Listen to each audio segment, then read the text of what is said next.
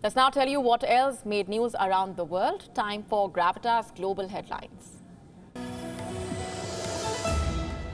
White House approves the provision of U.S. cluster bombs for Ukraine. The move will bypass a U.S. law that prohibits transfer of cluster munitions with a failure rate of more than 1%. Russian hackers brought Japan's busiest cargo port to a virtual standstill for 2 days with a cyber attack on the system that manages the loading and offloading of containers.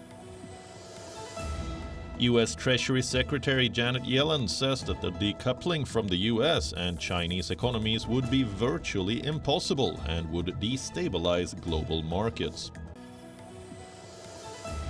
6 Rohingya people killed in clashes that broke out in a Bangladesh refugee camp just hours after an international criminal court prosecutor visited the settlements. The killings come in the wake of rivalry between insurgent groups operating in the camps.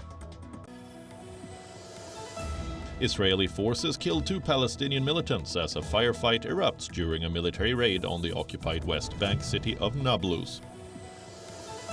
Czech Republic Prime Minister promises to increase military aid and send additional weapons to Ukraine following a meeting with President Volodymyr Zelensky in Prague. Ukraine says its troops have advanced by more than a kilometer near the eastern city of Bakhmut in the past day of fighting against Russian forces. Plans to discharge treated water from the Fukushima nuclear plant clear their last regulatory hurdle in Japan, as China said it would ban some food imports over the move.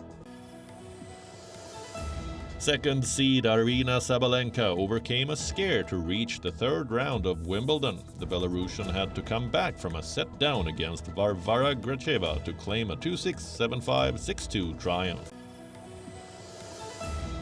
Two-time champions Petra Kvitova eased into the third round of Wimbledon with a straight sets win over Alexandra Sasnovich.